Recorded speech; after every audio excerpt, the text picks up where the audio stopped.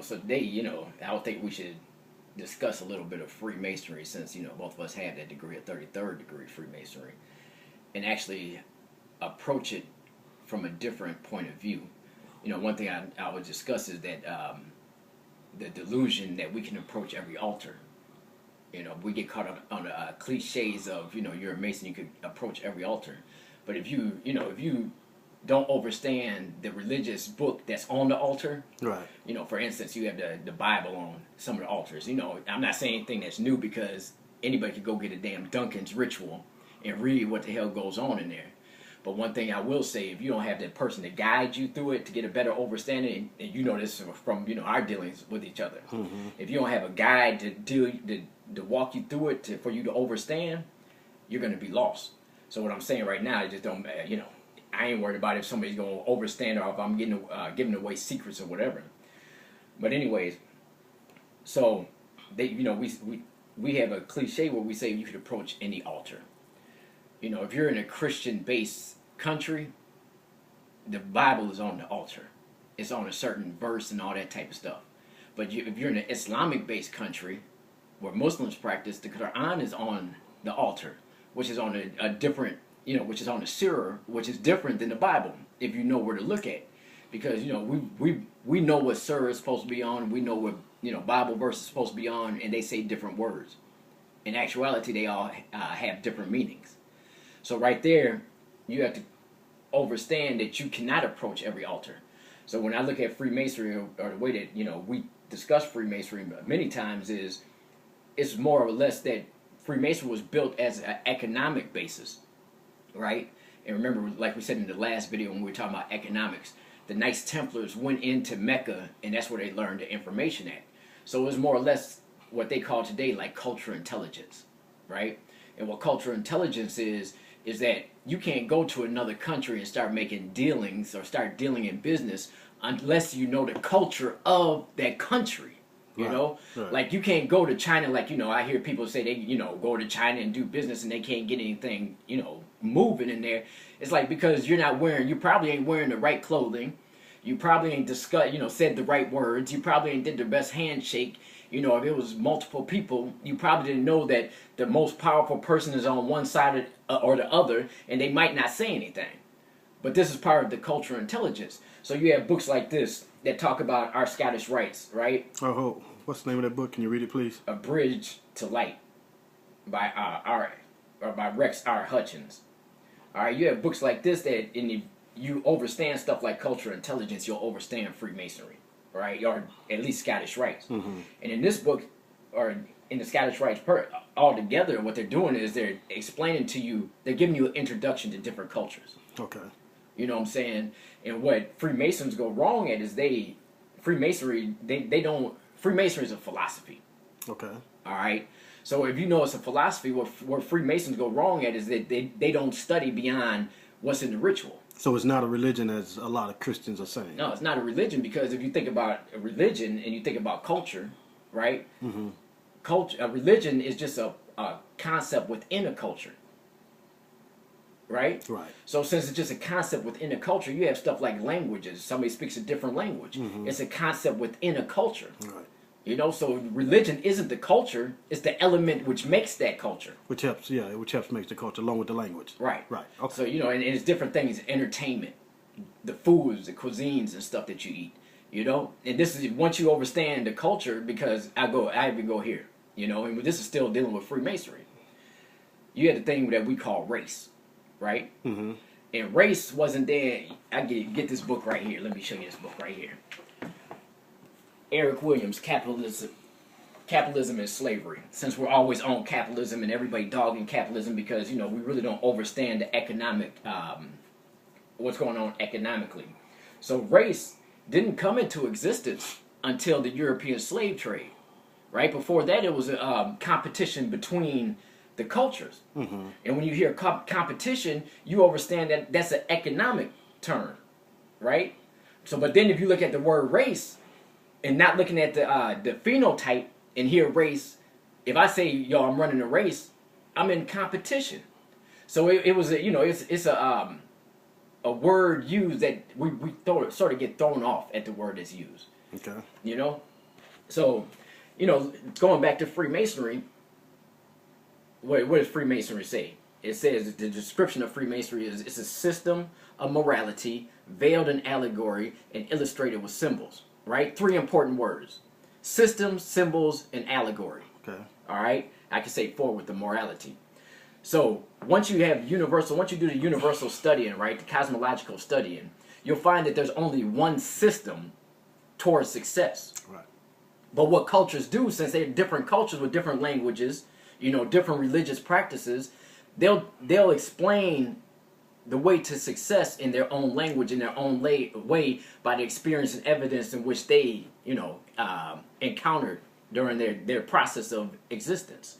So there's one system that's told in allegories, which are the stories, and symbols like numbers and alphabet, the letters and stuff, or like the compass and square, which is a symbol and all that type of stuff.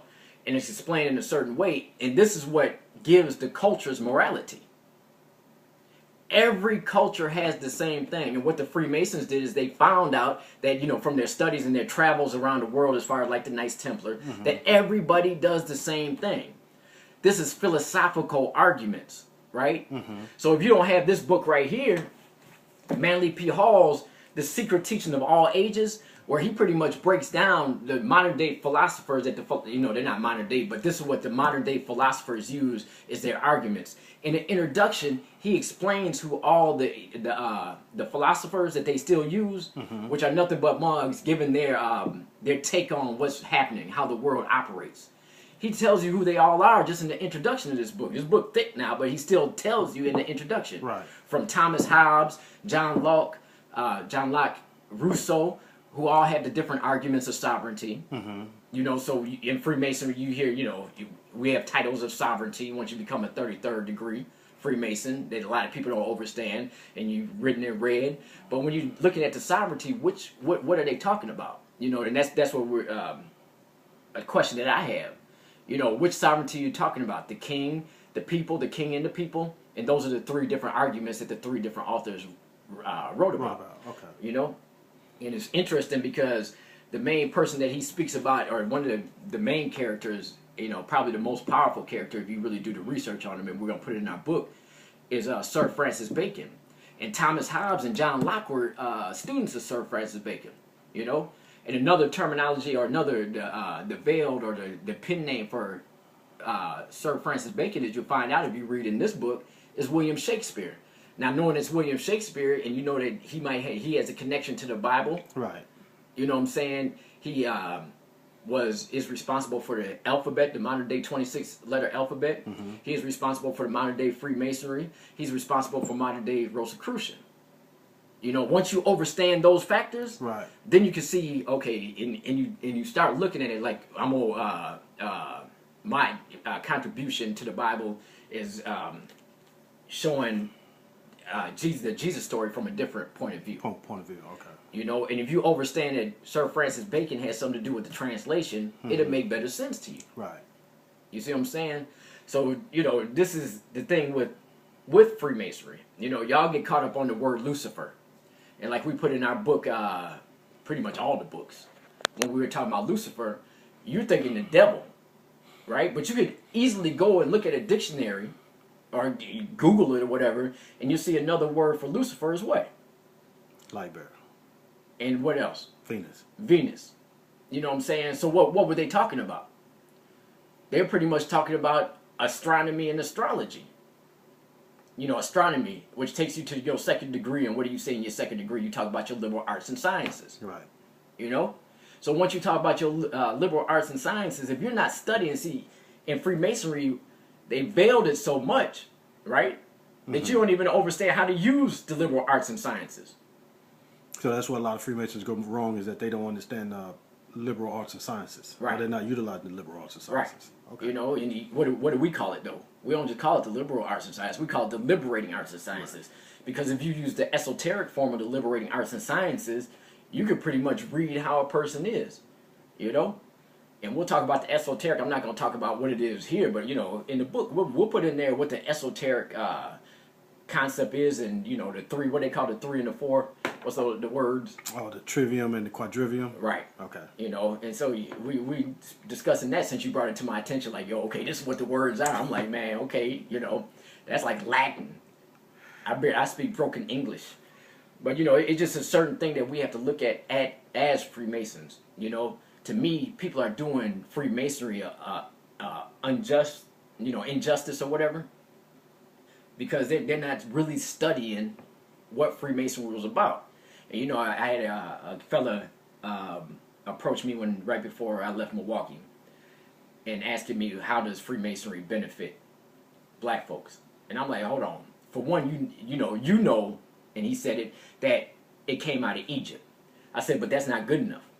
So where did they really get the information at? And it goes back into our conversation when we were talking about the Moors. They got it from the Moors, from the universities. You know what I'm saying? When they went into Mecca and they did the training, you know what I'm saying? The trading, I should say. You know, and it's just a whole bunch of things that we overlook because we don't look at the chronological order of history. You know, we don't take into account the words that are being used. You know, we don't study the philosophers, right? And we don't realize, like, again, going back to this book right here, when it first came out, it was $128,000. When did it come out? In some, I think, like the 30s or 1928. So, you know, somewhere around there. And, you know, $128,000 was a lot of money back. It's a lot of money now. Right. So, you know, when you find out information like that, it's like, was literacy or comprehension, and that's why I have a problem with the concept that our children can't comprehend now. Literacy wasn't for everybody. Reading wasn't for everybody, proven by the book. You know, you can get the book for how much now? Like $24 or whatever? Right. But this wasn't for everybody. So if literacy wasn't a big thing back then how could people reading the Bible back then? How many people were reading the Bible back then? Probably none. Not, you know, but not none, but, you know, a very small amount. Okay. You know, and it makes sense.